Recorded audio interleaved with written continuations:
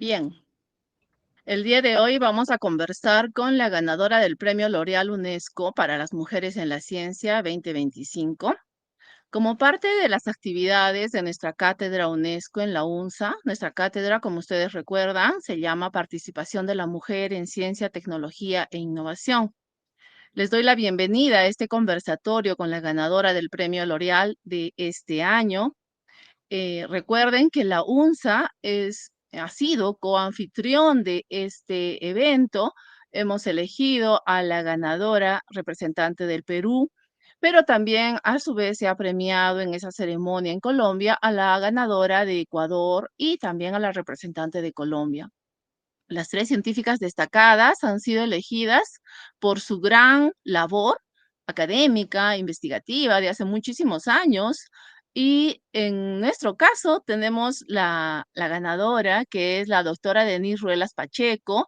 Denise es bióloga egresada de la Universidad Nacional de San Agustín de Arequipa y eso nos causó una gran alegría. Este premio For Women in Science es auspiciado por L'Oréal y también por la UNESCO. Las dos entidades impulsan este programa para las mujeres en la ciencia cada año, con el fin de reconocer y apoyar a las investigadoras a nivel mundial, buscando cerrar esa brecha de género en la ciencia y la tecnología. Recuerden que esa brecha es más o menos un 30%. Entonces, de cada 10 investigadores, 7 son varones y solo 3 mujeres. No solamente se da este dato en Perú, sino es a nivel mundial. Entonces, L'Oréal y UNESCO quieren premiar con becas, con promoción de vocaciones científicas, haciendo eventos y destacando la importancia del talento de las científicas para superar desafíos globales y alcanzar los objetivos del desarrollo sostenible. ¿Quién es Denise Cintia Ruelas Pacheco? Ella es bióloga de la Universidad Nacional de San Agustín. Ha estudiado una maestría en zoología con mención en sistemática y evolución en la Universidad Nacional Mayor de San Marcos. Es doctora en ciencias de la vida en la Universidad Peruana Cayetano Heredia. Y además ha estudiado un doctorado en ciencias de la evolución y biodiversidad en la Universidad de Montpellier de Francia.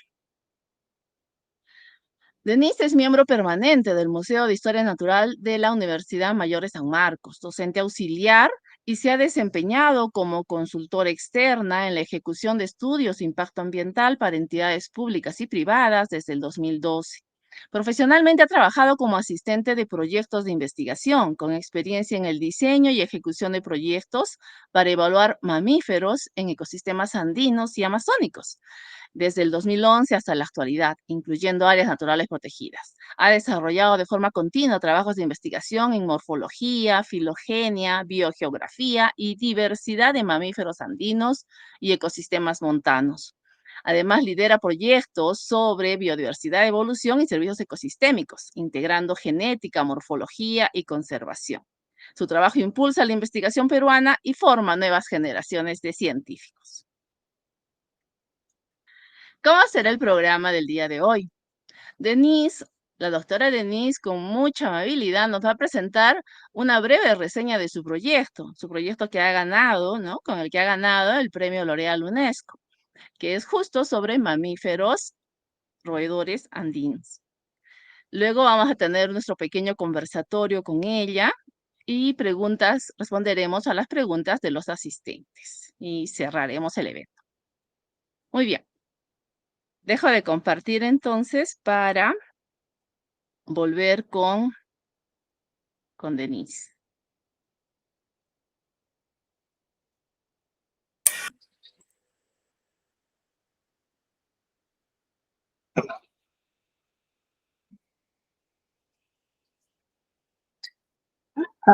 Hola, buenas tardes. Buenas tardes. ¿Cómo estás, Denise? Buenas tardes con todos. Muchas gracias por la introducción. Voy a proceder a compartir mi pantalla para explicarles un poco el proyecto. Voy a tratarlo de hacer de la forma más simple. A ver, un momento. ¿Pueden ver mi pantalla? Sí. Ya, genial. El proyecto que presenté para estos premios de L'Oréal UNESCO por Women in Science del 2025, se titula Radiación en los Andes, historia evolutiva y diversificación del género de roedores más diverso de Sudamérica, ¿no? Y bueno, un poco de la formación que tengo, ya previamente lo ha comentado Romina, ¿no? Y esto de alguna forma ha enriquecido la forma en cómo veo las cosas, la forma en cómo trato de plantear también mis proyectos, porque si ustedes ven, he estado en diferentes sitios.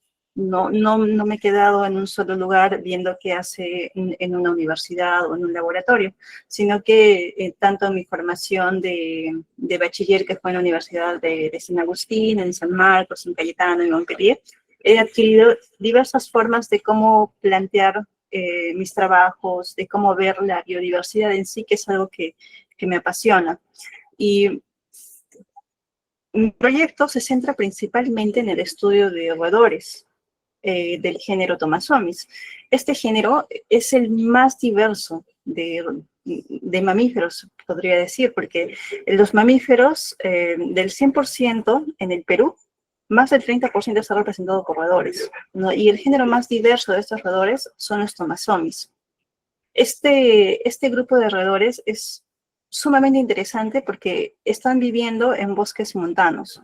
No vas a encontrar estos roedores, por ejemplo, en selva baja o no los vas a encontrar en la puna, lo cual hace que se generen muchas preguntas acerca de su diversificación, de por qué están viviendo en donde están viviendo, de cuáles son las adaptaciones que tienen, ¿no? Pero para resolver estas preguntas, primero necesitamos saber cuántos son. Y mi proyecto no se sabe cuántos son, sino que los pocos datos que se tienen no nos permiten tampoco saber más o menos cuál es la diversidad de estos y la delimitación para saber si esta es una especie o es una subespecie o es cualquier otra cosa, también no es muy buena.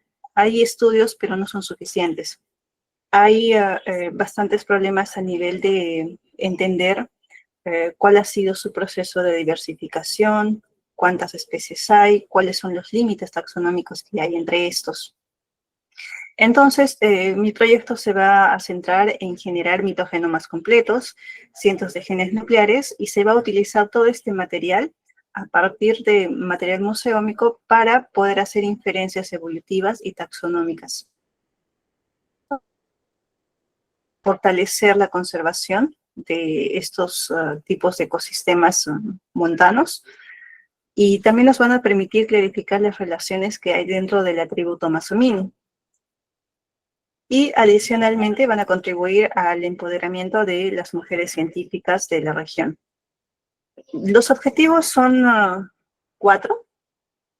Primero, generar un banco de mitogenomas completos y exones de Thomasomis y otros géneros de roedores, inferir filogenias multilocus del género Thomasomis en el contexto de la tribu, detectar hibridación ancestral e incongruencias mitonucleares y estimar los tiempos de divergencia y reconstruir la biogeografía histórica de este género en el contexto de la tribu Thomasomini en los Andes tropicales. Y los propósitos de este proyecto son diversos, ¿no? Una parte está centrada en sí en la ciencia, en delimitar cuánto tener secuencias de mitogenoma y muchos genes nucleares. Y adicionalmente, toda esta información va a servir para proveer insumos para conservación de especies andinas, ya que estos roedores de alguna forma son indicadores de la conservación de bosque Ya, genial. Bueno, los propósitos de este proyecto son relacionados a la investigación en sí, como delimitar la diversidad de Thomasomis para saber cuántos son, la reconstrucción de su historia evolutiva y tiempos de especiación con alta resolución, ya que se van a conseguir mitogenomas y alrededor de 500 genes nucleares. Adicionalmente, estos datos van a servir para proveer insumos para la conservación. Y dado que este proyecto utiliza muestras de museos de historia natural, también se va a poner en valor a estos museos de historia natural que conservan muestras de inicios de 1900 o de 1800, ya que muchas de las especies de Thomasomis fueron descritas a finales de 1800 y a inicios de 1900, y varias de las muestras que he trabajado provienen de ese tiempo, ¿no? Y como un último propósito sería la formación de científicas y científicos peruanos, ya que estas metodologías que se van a aplicar son novedosas. Yo esto lo realicé durante mi doctorado y me gustaría poder enseñarlos a los alumnos que tengo actualmente y que puedan aplicar esas mismas metodologías con diferentes preguntas que ellos tengan. Los métodos principales, bueno, son cuatro, acá los he dividido en cuatro. Primero, que es el muestreo, que incluye el muestreo en colecciones de museos, de colecciones científicas, ¿no? De al menos 75 especímenes de especies válidas de Thomasomis, que incluyan toda la distribución. La distribución de Thomasomis incluye países como Colombia, Ecuador, Perú y Bolivia. Para esto se va a conseguir colaboraciones para poder acceder a especímenes de esas colecciones.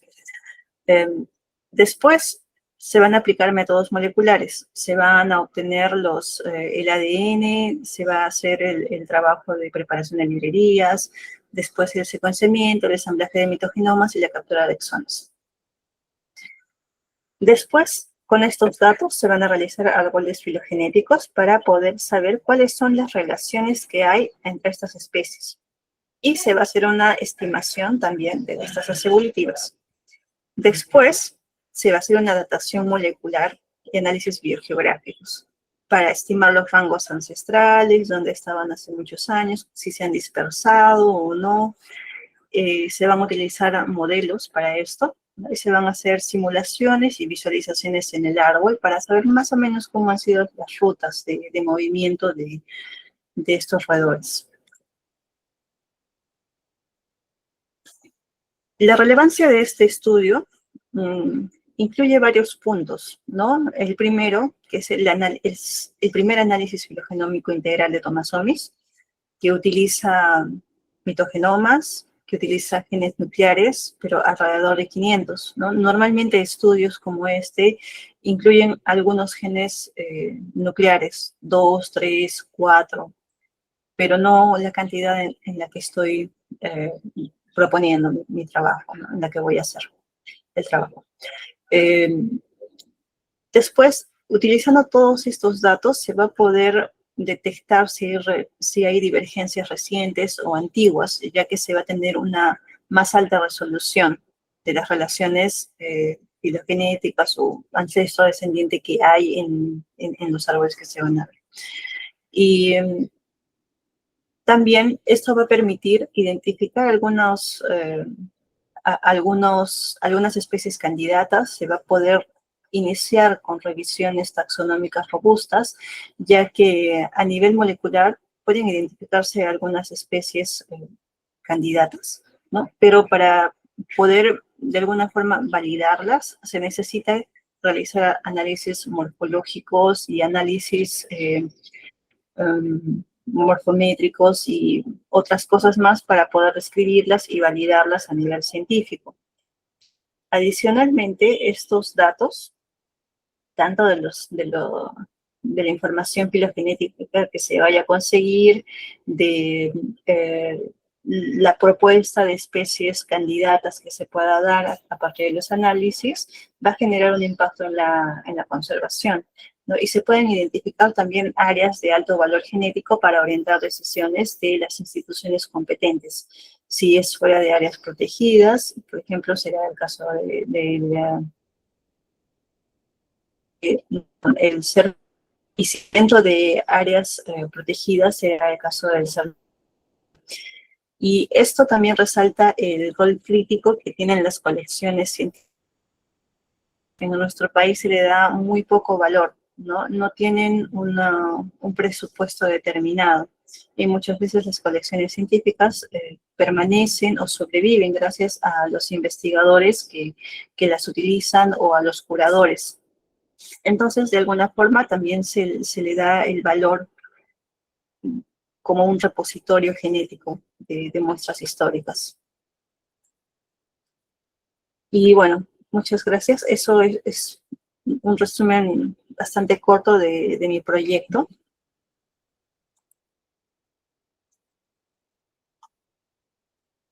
Muchas gracias, doctora Denise. Bien, entonces ahora vamos a pasar al conversatorio con Denise. Bastante interesante lo que nos ha contado de verdad sobre su investigación. Especialmente, bueno, yo sé que ustedes, la mayoría de ustedes no entienden algunos términos porque son un poco de la jerga, ¿no? De la jerga científica. En este caso, de la zoología. Eh, pero el trabajo que ella está realizando con los mamíferos que nos ha contado con los roedores es bastante interesante. Y justo sobre eso es que queremos hablar con Denise ahora. Vamos a conversar un poquito de cómo nació en ella su interés por la biología y las ciencias. Cuéntanos, Denise. Bueno, mi interés por la biología surgió, creo que cuando era muy pequeña, gracias a los documentales que solían poner en algunos canales que pasaban los domingos sobre la sabana africana, bueno, principalmente sobre la sabana africana. Y para mí era muy bonito llegar al domingo y poder ver estos documentales. Y yo siempre me preguntaba cómo es que yo podía también hacer algo así, poder documentar la vida silvestre, porque era algo que siempre me llamó la atención. En Arequipa, y quienes son de Arequipa, pueden ver que la carrera de biología no es como que muy difundida. Cuando alguien dice biólogo, lo primero que se imagina es alguien haciendo análisis moleculares o análisis clínicos, pero no en sí de parte de como zoólogos o ecólogos o botánicos.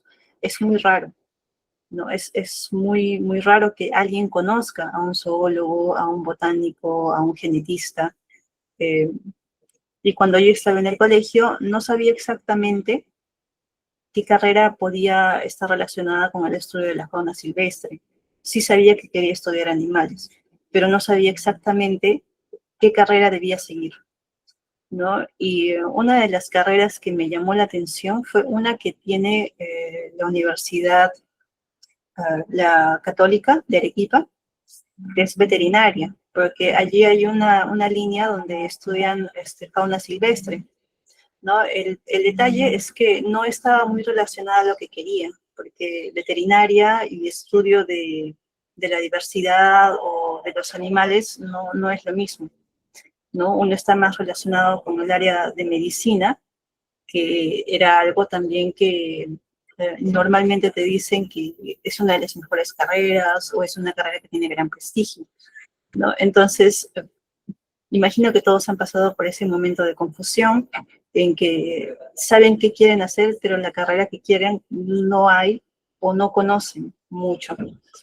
Entonces, postulé biología en San Agustín y tampoco, cuando llegué, tampoco conocía muy bien sobre la existencia del Museo de Historia Natural. Me enteré después, durante el segundo o tercer año, me parece, pero no al momento en que ingresé a la universidad. Entonces, fue como más o menos ir descubriendo poco a poco hacia dónde quería ir, qué era lo que quería hacer y cómo lo podía hacer, ¿no? Y siempre me gustó la fauna silvestre, entonces yo quería trabajar en fauna silvestre. Y una vez que llegué al Museo de Historia Natural, conocí a muchos chicos que trabajaban allí, ¿no? Y su motivación en realidad fue algo que me motivó mucho, ¿no? Porque cada uno trataba de hacer sus proyectos, trataba de hacer lo que les interesaba y me llamó mucho la atención de que estudiantes traten de sacar adelante pequeños proyectos que tenían, autofinanciándose, y si ellos podían, entonces yo también tenía que poder, ¿no? Y en realidad les agradezco mucho a ellos, que fueron mis compañeros de trabajo, mis amigos, durante una buena temporada que estuve en San Agustín, en el Museo de Historia Natural. Y mi pasión por el estudio de los mamíferos se dio precisamente allí, gracias a mis compañeros que de alguna forma no apagaron las ganas que tenía, sino que la alimentaron, ¿no? Que cada uno venía contando así, que hice esto, que hice aquello, que salimos a campo, y yo también quería hacerlo. Entonces fue una muy bonita eh, oportunidad que tuve, ¿no? De poder ser parte del Museo de Historia Natural de San Agustín, que de alguna forma eh, me dio las primeras herramientas que necesité para poder dedicarme a esto que me gusta, que es el estudio de los mamíferos, el estudio de la diversidad. Así es, Denise. Esos espacios son bastante importantes, ¿verdad? Uno puede decir, pero ¿para qué servirá un museo de historia natural, un herbario? Esos lugares son súper importantes. Esos lugares despiertan muchos intereses, ¿no? Especialmente en los niños y en los jóvenes. Así es. Cuéntanos ahora, Denise, un poquito sobre los logros, tus logros que has alcanzado en tu carrera científica. ¿Cuál crees que ha sido el principal aporte que has dado hasta ahora? Creo que el principal aporte por ahora, y espero que se hagan más, es en la motivación y en la formación de estudiantes. Para mí creo que eso es lo más valioso, porque más allá de las cosas personales que yo pueda obtener, el que las cosas que yo haga puedan motivar a alguien más, creo que es lo más preciado, ¿no? Creo que es como que una señal de que algo quizás estás haciendo bien.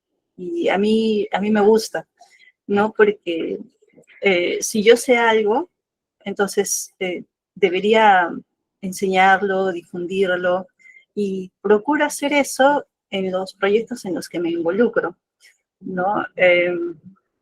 Normalmente yo soy muy mala para trabajar en equipo, pero todos estos últimos años he tenido que aprender poco a poco y tratar de delegar cosas y confiar en la gente y formar, ¿no? La formación para mí es uno de los aportes más grandes, porque si el conocimiento me lo quedo yo sola, no es como que tan beneficioso, ¿no? Sino que se convierte en cosas más personales, pero prefiero en realidad mostrar lo que sé, ayudar a los chicos jóvenes a llegar a sus metas, ¿no? Porque así como yo les ayudo a ellos, alguien me ayudó a mí, ¿no? Ya Así sean es, mis Denise. profesores, ya sean mis compañeros del museo donde estuve, o gente con la que tuve que trabajar. Entonces, creo que el aporte más grande que puedo hacer por ahora es ¿no? Para mí es uno de los mejores logros. Y mi posición como docente en la universidad, en San Marcos, me permite hacer eso, ¿no? Y creo que es una de las cosas que siempre he querido. Siempre quise ser profesora en una universidad, y se podría decir que es uno de los sueños que tuve, que se está cumpliendo, ¿no? Uno cuando es joven se propone metas, se propone sueños, y de alguna forma trata de conseguir algunos, otros son más difíciles, toman su tiempo, ¿no?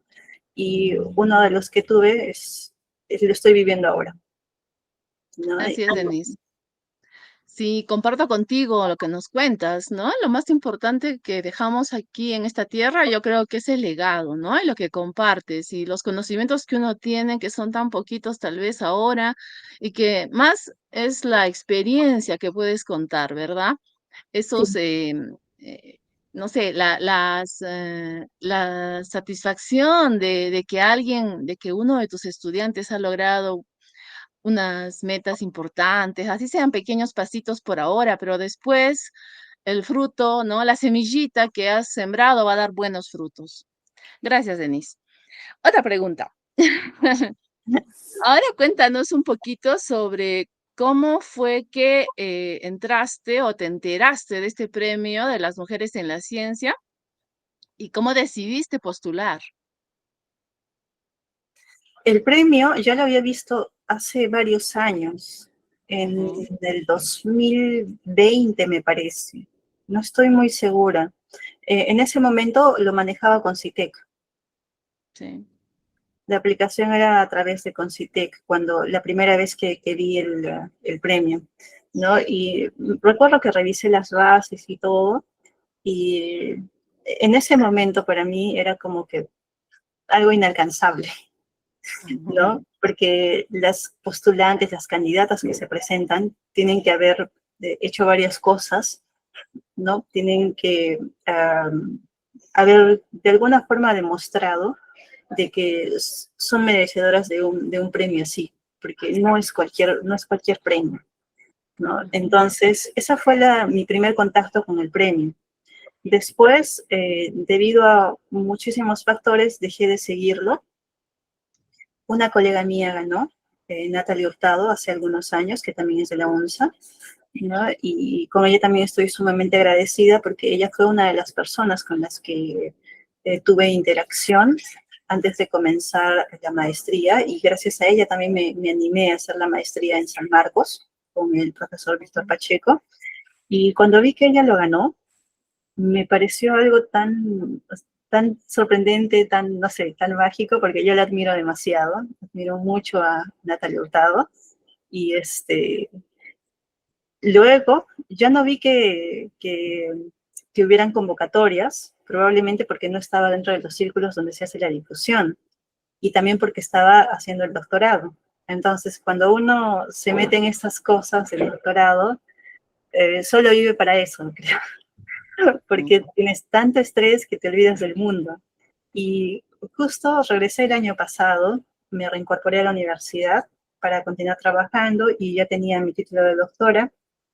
Volví a ver el anuncio de la convocatoria para estos premios. No recuerdo por qué medio lo vi, me parece que por el correo electrónico de la universidad. Me parece que ellos lo difundieron. Y lo vi y dije, ok, voy a postular. ujú, Entonces fui a conversar con mi asesor, el doctor Fabo de Francia, porque necesitaba una carta de él. Le pregunté si podía hacerme una carta y me dijo que sí, ¿no? Que no tenía ningún problema. Y dije, ya, ok. Pregunté a la universidad si podían ser mis avales y sí, felizmente respondieron todos positivamente, ya que se requieren dos cartas de referente, se requiere la carta del asesor del doctorado, se requiere la carta aval de la universidad. Y si no tenía alguno de esos documentos, entonces no podía postular, ¿no? Entonces, una vez que tuve todos estos documentos, dije, ok, me presento. Y justo había ganado un proyecto el año pasado del Banco Mundial y estábamos iniciando la salida a campo. Y el deadline era justo cuando yo iba a estar en campo. Entonces tuve que mandar mi aplicación antes de que se cierre la convocatoria, ¿no? Entonces estuve corriendo para todo lado, viendo lo de los papeles, preparando mi aplicación y así. Pero cuando vi la convocatoria, eh, no dudé en realidad. No dudé, porque recordé la primera vez que lo vi, lo veía tan lejano, y ahora cuando vi la oportunidad y vi que ya podía cumplir con todos los requisitos y que podía competir, dije, ok, voy a presentarme y veremos qué es lo que pasa, ¿no? Y bueno, y se dio. qué bueno. Muy bien. Ahora cuéntanos un poquito sobre tu carrera como mujer en la ciencia. ¿Qué desafíos has enfrentado en tu formación o en tu carrera? Mm, Felizmente he tenido mucha gente que me ha apoyado. Eso es una ventaja cuando la gente te apoya, ¿no? Porque eh, hay algunas personas que pueden pasarla mal, por ejemplo, porque pueden sufrir de discriminación. Eh, en mi caso no ha sido tanto así, ¿no? Algunas veces me he sentido un poco menos, especialmente cuando uno viaja al interior, ¿no? Cuando uno es jefe, por ejemplo, muchas veces las personas no entienden que, o sea, siendo mujer puede ser también jefe, no solamente los chicos pueden ser jefes. eso sí he sentido cuando he trabajado en campo, porque normalmente, y también esto es algo que agradezco mucho, siempre me ha tocado ser jefe en todas las salidas donde he ido. Y por eso también comentaba que no sé trabajar mucho con mucha gente, ¿no? Porque normalmente yo soy quien toma las decisiones, quien dice qué se debe hacer, cómo se debe hacer, ¿no? Y estar bajo el mando de alguien es complicado para mí. Y he sentido un poco de, no sé si sea discriminación, no, es principalmente esto, ¿no? Que cuando llegas a un pueblo alejado, cuando te presentas como jefe, no te ven como jefe, sino hasta que tienes que demostrar que tú eres quien manda, ¿no? Pero en el área académica nunca he tenido algún maltrato o algún tipo de discriminación, felizmente, ¿no? En todas las personas con las que he podido trabajar, todas las personas que han estado a mi alrededor, siempre de alguna forma me han apoyado, ¿no? Mis padres, a pesar de todas las limitaciones que podamos haber tenido, nunca se negaron a darme mi espacio.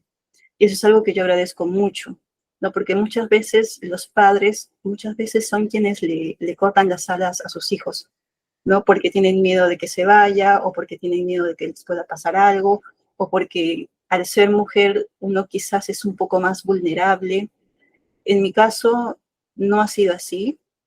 Me han dejado hacer lo que yo he querido, han confiado mucho en lo que soy, ¿no? En la persona que han criado, y eso es muy bueno, ¿no?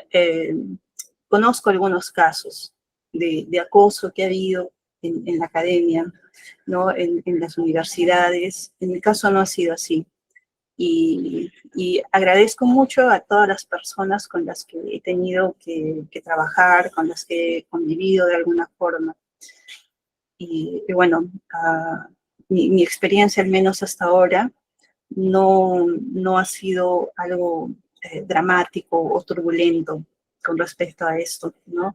Y ser mujer en investigación sí es complicado, no es fácil, ¿no? Y lo digo con respecto a algunos casos que yo sí he visto. Por ejemplo, cuando una mujer es madre, es algo muy complicado.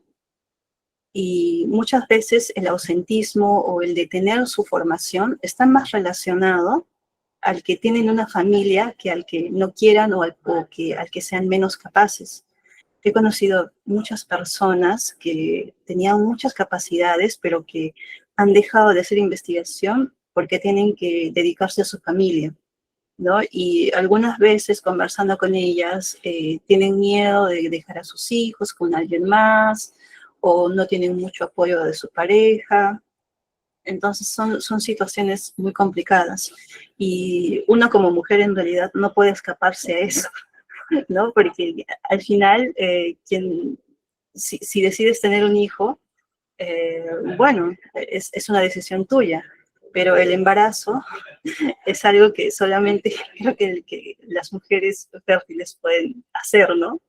Y eso es algo que no se puede delegar, ¿no? Y al menos, como mencionaba en mi experiencia, sí he visto que la maternidad suele ser un problema cuando no debería ser un problema, ¿no? Eso sí es una cosa que deberíamos ver como sociedad, cómo hacer que mujeres se integren más sin tener que descuidar a sus familias, ¿no? Y algo que mencionaba una colega en la universidad era que no habían lactarios, no habían espacios para cambiar a tu bebé, porque muchas veces es difícil conseguir una niñera, o hay horarios en los que no puedes conseguir niñeras y tienes que trabajar o tienes que hacer tus investigaciones. Entonces, algunas colegas van con sus bebés y es difícil estar allá porque no hay espacios como estos. He visto que en la Universidad Cayetano sí hay lactarios, ¿no? Y eso es muy bueno. Eso es muy bueno. Pero en otras instituciones, en realidad no he visto. o si no, si tienen, están cerrados y hay que pedir permisos especiales, ¿no? Entonces, es, es complicado en ese sentido y yo creo que como sociedad deberíamos quizás ver este problema, porque muchas veces las mujeres se ausentan o dejan de formarse cuando tienen familia, cuando no debería ser así, ya que en el caso de los chicos, ellos siguen formándose, ellos siguen adelante después de tener familia o durante el momento en que están teniendo su Es familia, ¿no? cierto. Todo lo que nos cuentas, de verdad, son esos problemas a los que nos enfrentamos las mujeres que trabajamos, no solamente las científicas, ¿verdad? Sino todas, porque no solo es la discriminación en cuanto a que siempre vean en la cabeza, en el liderazgo a un varón, sino también en el que si te embarazas, es tu problema, ya tú verás qué haces, te tendrás que dividir en dos, en tres, en cuatro, no sé, y cumplir con todo, ¿no? Y eso es justamente lo que hace dejar a muchas la carrera, ¿no? Entonces, hay un tiempo en la que no produces nada. ¿Y qué pasó en ese tiempo? Estabas embarazada o estabas dando de lactar. No se puede dejar pues así nomás a los bebés, especialmente a los que están lactando. Y como sabemos, Sí, son mínimo 6 meses que tenemos que dar de lactar. Entonces, es uno de los grandes desafíos que enfrentan las mujeres que son madres, ¿no? Investigadoras y madres. ¿Qué otras brechas habría que cerrar para que haya más espacios femeninos, más mujeres en ciencias en el Perú? mm, creo que las brechas las estamos cerrando poco a poco. En mi experiencia como docente, desde el 2018 más o menos, he visto que cada vez más mujeres son estudiantes, al menos en la carrera de ciencias biológicas. Hay más chicas que se involucran en proyectos de investigación, que están más interesadas. Yo creo que estas brechas que hay van a cerrarse poco a poco, porque estas chicas que se están formando ahorita son las magísteres, son las doctoras de acá a unos años, ¿no? Y van a ser las exponentes de la ciencia que se pueda producir aquí en el país. Y algo interesante también que he visto es que muchas generaciones que se fueron al exterior hace 10 años están volviendo, ¿no? Y eso hace que la ciencia también en nuestro país tenga un nuevo nivel, un nivel más alto, ¿no? Ya que todo el conocimiento, todos esos cerebros que se salieron del Perú están volviendo. Y entre ellos, muchas mujeres.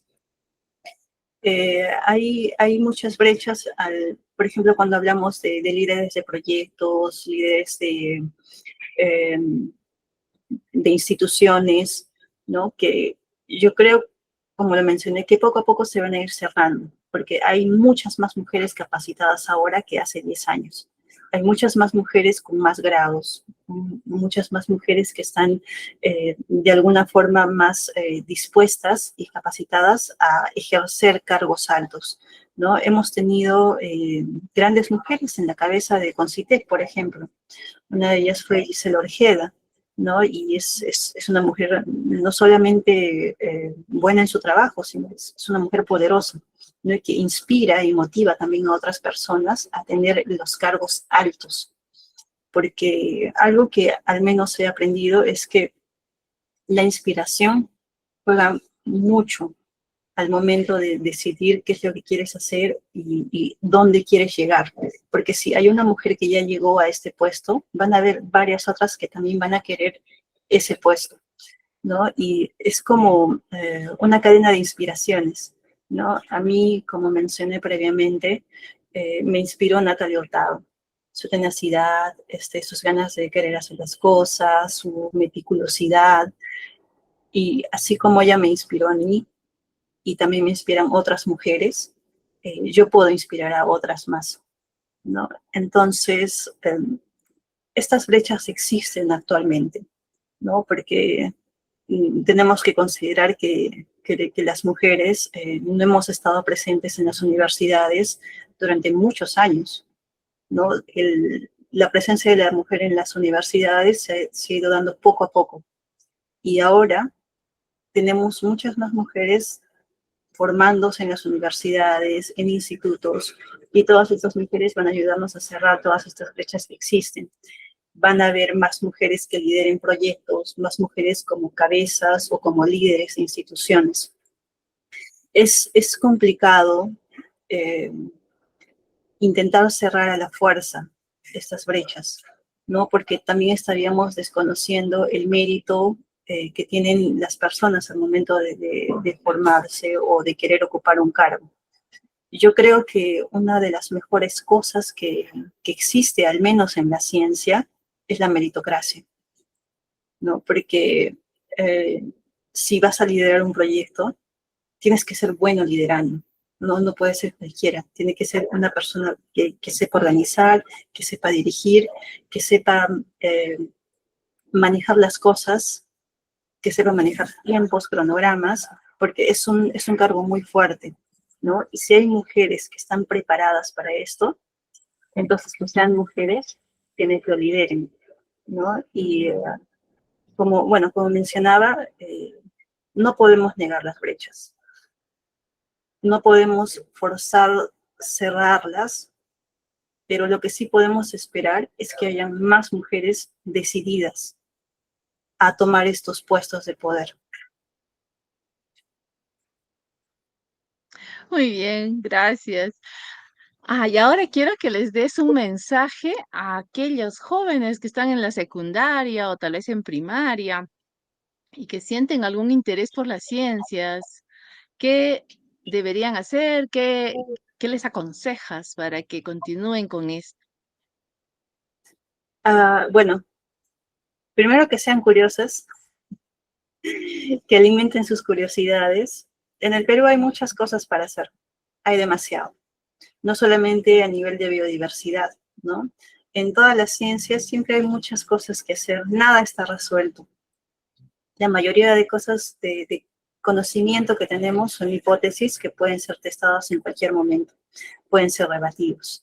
Entonces, si hay niñas interesadas en hacer ciencia, eh, yo les pediría que sigan alimentando esa curiosidad, esas ganas de querer saber cosas.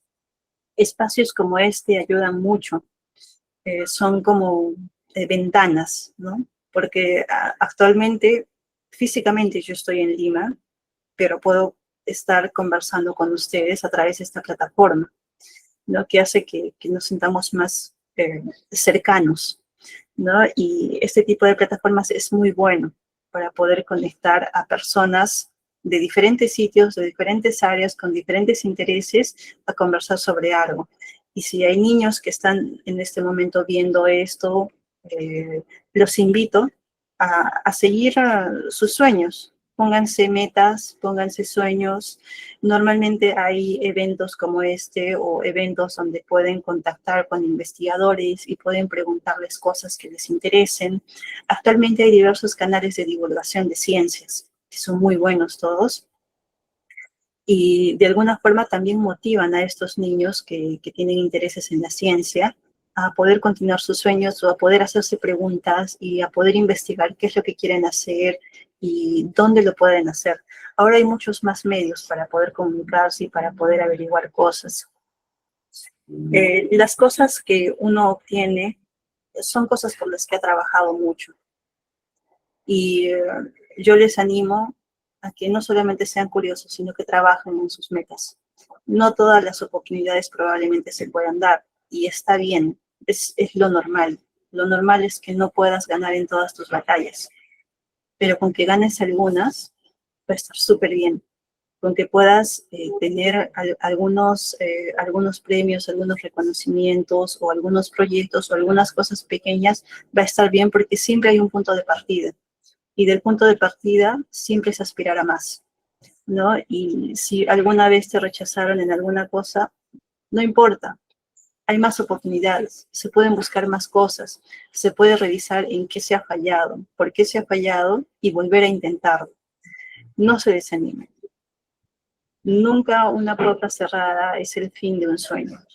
Puede ser una nueva oportunidad para mejorar, ¿no? Y en mi caso, yo no he ganado todo por lo que yo he luchado de alguna forma. ¿no? Hay algunas becas que no me han dado, hay algunas cosas que no me han salido, pero eso no significa que tenga que detenerme y decir, ok, no, no puedo, sino debe ser un motivo para continuar, para revisar qué es lo que necesito hacer para poder obtener esto, ¿no? Entonces, trabajar en esto. Y de alguna forma eso me ha servido, me ha ayudado mucho poder reconocer mis errores, en donde en donde necesito más fortalezas, qué es lo que necesito mejorar o qué es lo que necesito adquirir, porque uno no viene completo, uno siempre está aprendiendo, aprende de todo, ¿no? Y los niños aún aprenden mucho más rápido. Y animo a todos estos niños que están inclinados hacia algún área de la ciencia, que continúen sus sueños. Busquen gente que les ayude, que les motive, que alimente sus ganas de ser curiosos, que no se rindan, ¿no? Uno cuando es niño y alguna vez sufre, digamos, algún rechazo, se pone muy triste y ya no quiere continuar, ¿no?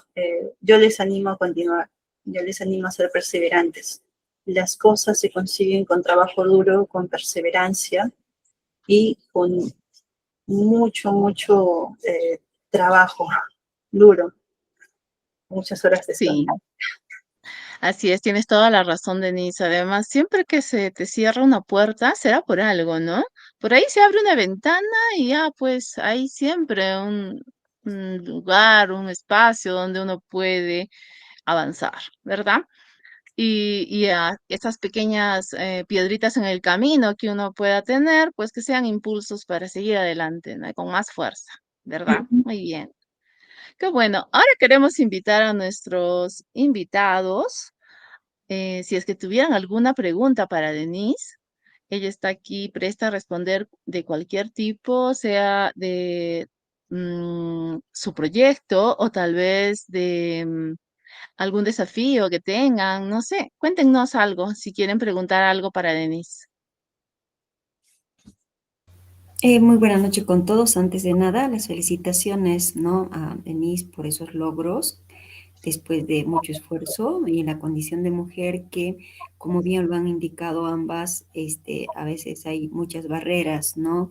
De una contextualización eh, de género, ¿no? En el cual se quiere, ¿no? Dar un segundo plano a la mujer cuando ésta tiene muchas fortalezas también y muchas potencialidades que solamente necesita un espacio para poder, ¿no? Llevar a cabo lo que cree y lo que piensa. Una curiosidad de parte mía, ¿no? ¿Cuál ha sido el reto más grande que se ha presentado a lo largo de toda esta trayectoria, ¿no? De investigación y sobre el trabajo que has también expuesto, ¿cuál ha sido lo más satisfactorio, ¿no? De este logro? Gracias por anticipada por la respuesta. Gracias, Ruth. Siempre en las ciencias, al menos en el Perú, siempre lo más difícil es conseguir los fondos. Uno puede tener un montón de planes, de proyectos, de cosas que quiera hacer, pero sin dinero no haces nada, desafortunadamente, ¿no? Y en la ciencia se gasta bastante dinero, bastante dinero. Hay insumos que te pueden costar hasta 40.000 soles, ¿no? Uno solo. Y si no hay el financiamiento, el fondo, difícilmente vas a poder avanzar muchas cosas. Y ese fue uno de los retos más grandes, creo, de los que he tenido, porque el año pasado volví de mi doctorado para reincorporarme a la universidad. Y uno sabe que cuando vuelve, después de haber seguido por tanto tiempo, llega y no tiene nada, ¿no? Literalmente yo no estaba en ningún proyecto, había muchos profesores que no conocía y necesitaba integrarme de alguna forma a mi trabajo de investigación. Entonces, participé en un concurso que hubo de Prociencia con el Banco Mundial, con fondos del Banco Mundial, y solo habían fondos para 8 proyectos. Lo vi, leí las bases y dije, ¿la hago o no la hago? Y dije, ok, voy a preparar mi proyecto. Me senté, me amanecí varios días porque el fondo era bastante alto. Se podía pedir hasta 3 millones. Es bastante dinero. Es muchísimo Wow. más dinero de lo que puede ofrecer un proyecto regular de Ujú. Prociencia. Porque un proyecto regular de Prociencia ofrece 500.000, pero Sí. este pasaba del millón. Entonces yo dije, ok, me voy a presentar. Me amanecí, busqué colaboradores, busqué gestores, busqué un montón de gente que pueda ayudarme porque hay un número de integrantes que deben pertenecer a la universidad y otro grupo que tiene que ser de fuera de la universidad, ya que es un proyecto grande. Junté toda esta gente, armé mi proyecto, lo mandé y al final ganó, ¿no? Me parece que fueron 99 proyectos, solo 8 fueron financiados y el segundo fue el mío.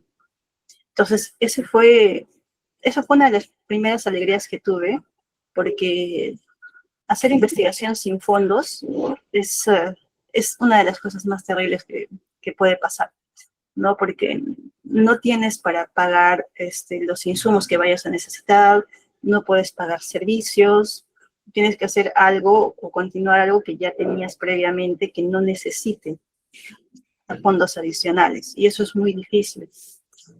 Y con este fondo pude comenzar una nueva línea de investigación en el museo en donde estoy.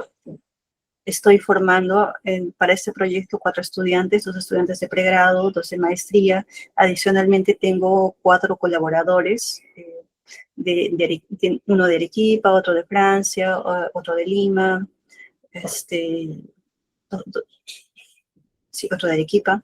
Y esto fue para mí muy bueno, porque los proyectos con fondos son una de las cosas más retadoras que tiene un investigador.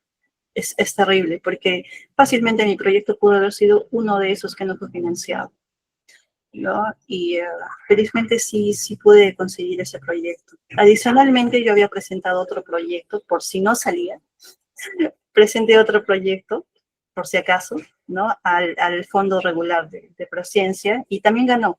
Entonces, estuve muy contenta con eso. Para mí, ese es el reto más grande, conseguir fondos. Conseguir fondos no solamente cuando eres investigador principal, sino también cuando eres tesista de pregrado, tesista de posgrado, porque en nuestro país desafortunadamente no hay becas. Y un estudiante tiene que autofinanciarse si es que su asesor no tiene algún proyecto que pueda servirle de paraguas, ¿no? Que pueda darle lo que necesita. Y eso también es un problema muy fuerte que debería abordarse, porque mucha gente desiste de hacer sus tesis o no se titula porque no tienen fondos. Entonces, principalmente por eso, o se demoran 1, 2, 3, 4, 5 años tratando de obtener su título, su licenciatura, porque no tienen fondos para hacer sus tesis. Y las tesis generalmente no son gratis. La mayoría de tesis no son gratis. Y es terrible estar haciendo tu tesis y tener que trabajar, ¿no? Y es lo más difícil, lo más complicado de hacer ciencia en nuestro país, porque no hay fondos y conseguirlos es lo más retador. ¿Cuál era la segunda pregunta? Lo olvidé.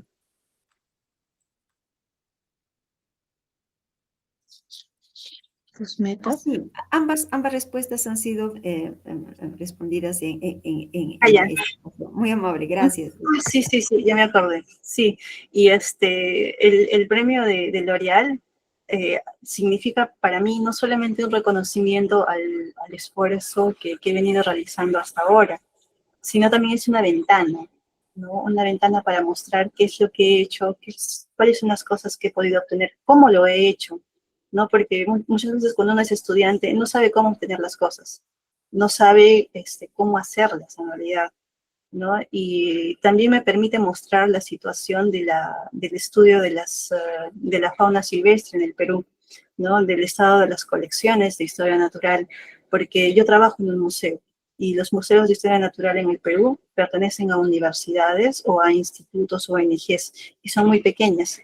El museo en donde yo trabajo, que es el Museo de Historia Natural de San Marcos, es el más grande, pero no tiene fondos.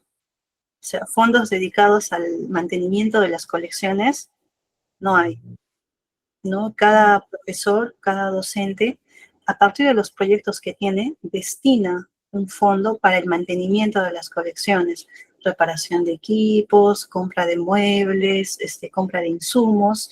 Entonces, de alguna forma, esto también me permite mostrar la realidad de esto, ¿no? Que es muy delicado porque en el Perú decimos que somos megadiversos, pero no entendemos qué significa ser megadiverso, ¿no? Porque tenemos una gran cantidad de animales, de mamíferos, de aves, de insectos, de plantas, pero no sabemos qué significa.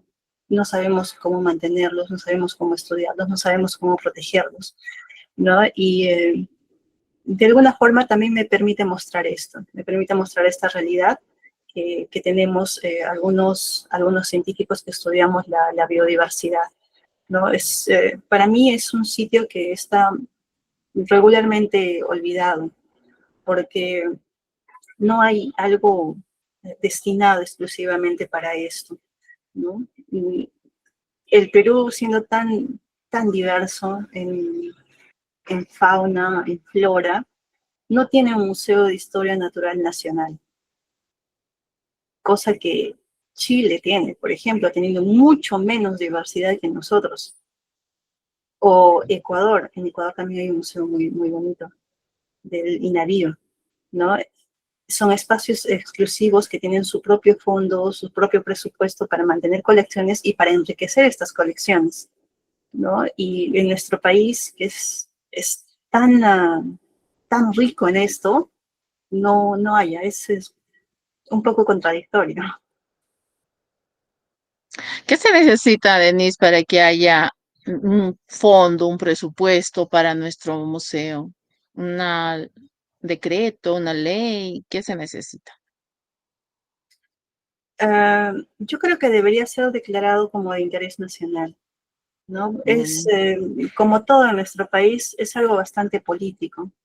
Se necesita voluntad política, ¿no? Se mm, necesita voluntad política para esto, porque si hay un Museo de Historia Natural Nacional, debería venir de parte del Estado. ujú. Debería ser algo que le importe, porque le compete al Estado poder generar esto, ¿no? Y en el Perú tenemos el CERNAM, el MINAM, por ejemplo, que se encargan de velar por el patrimonio natural que tenemos dentro de áreas protegidas, fuera de áreas protegidas, pero hacer investigación en espacios dentro de áreas protegidas es sumamente complicado, ¿no? Es una de Ujú. las cosas más horribles, ¿no? Porque a nivel administrativo es muy pesado, ¿no? Es muy pesado porque no te dan permiso para acceder a ciertos sitios, ¿no? Pero por otro lado vemos que, por ejemplo, el caso de la minería ilegal va avanzando cada vez más a espacios protegidos y los destruyen, pero los investigadores no nos dejan entrar para al menos saber qué es lo que hay allí, ¿no? Y es en realidad muy complicado. Se necesita, creo que, eh, mucho trabajo a nivel político, a nivel de reglamentos, de legislación, el poder estudiar nuestra propia biodiversidad. Porque muchas veces los investigadores, cuando queremos hacer algún estudio súper interesante en algún área protegida, eh, minimizan todo lo que vayamos a poder hacer, ¿no? En esto me refiero, por ejemplo, para hacer algunos estudios nosotros necesitamos colectar, necesitamos los vouchers, los especímenes, porque son la evidencia, ¿no? Uno necesita una evidencia para mostrar y decir esto hay y esto es así. Y muchas veces dentro de las áreas protegidas no nos dejan hacer esto, ¿no? Y uno debe entender que la conservación no es poner en una vitrina y que nadie toque, sino primero conocer qué es lo que tienes para poder recién conservarlo, porque si no se sabe lo que se tiene, no se puede conservar, ¿no? Ujú. Y es necesario que hayan mesas de diálogo entre la gente de la academia y quienes hacen las leyes, las reglas, las normas, y que sean abiertos, porque si no es muy difícil, porque los mismos problemas con los que yo me topé hace cuánto, hace unos 10 años, siguen existiendo ahora, ¿no? Es como que si nada hubiera cambiado en favor de la ciencia, ¿no? Porque normalmente uno cuando hace una expedición va a un sitio una vez o dos veces, pero no va todos los días cada año, ¿no? Entonces, la información, toda la que podamos obtener al ir a algunos sitios, hacer expediciones, va a ser única y va a ser súper valiosa. Y bueno, yo creo que sí es necesario ese tipo de diálogos, de mesas, de conversatorios, en donde se pueda hablar más sobre esto y que se lleguen a cosas reales, porque muchas veces hay conversatorios y todo, y al final no se llega a nada, no siguen lo mismo. Y bueno, y creo que caigo en lo mismo, de que todo es voluntad política. Todo es voluntad política. Sí, la verdad es que los tomadores de decisiones son pues aquellos que van a mover, ¿no? Al final todo en el país. Pero desde la academia, nosotros también estamos avanzando un poquito y como sabes, aquí en la universidad hay un curso que se dicta para todos los estudiantes y ahora no solamente los de ecología, los de biología o los de ambiental llevan cursos de ecología, sino toda la universidad. Entonces, esos términos que nos has presentado, ¿no? ¿Qué es conservación? ¿Qué es biodiversidad? Ya los conocen, nuestros estudiantes de toda la universidad ya han llevado estos cursos y yo de verdad me siento bastante satisfecha, ¿no? Con los resultados que al final ellos me cuentan y me dicen, sí, ya entendí, ahora para qué está un ecosistema, qué son los servicios ecosistémicos, qué es la biodiversidad, por qué es importante conservar, ¿no? Y esa diferencia además que tú nos has contado, ¿no? De que se puede conservar usando, ¿no? No es de que es intocable y yo no lo voy a usar, yo, apenas y lo pongo mejor en un museo, en una vitrina, en una urna y ya está. No, se puede usar. Y de eso se trata justo el desarrollo sostenible, ¿verdad? De usarlo, de manejarlo, de gestionarlo adecuadamente. Y es una de las cosas que al final comprenden, ¿no?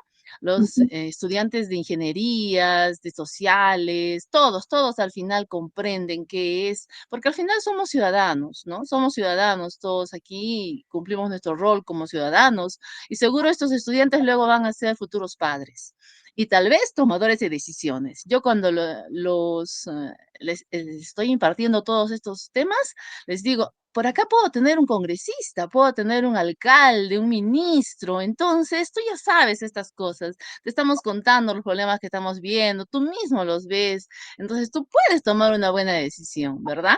Entonces, ay, es muy importante de verdad dar a conocer estas cosas, que todo el mundo entienda, lo poquito que aprendemos y lo poquito que avanzamos cada día, es necesario compartirlo. Y estos espacios son importantísimos para que más vocaciones científicas aparezcan. Bien, si tuviéramos alguna otra consulta más para Denise o terminamos, a ver, cuéntenme. ¿Alguna otra consulta? Pregunta.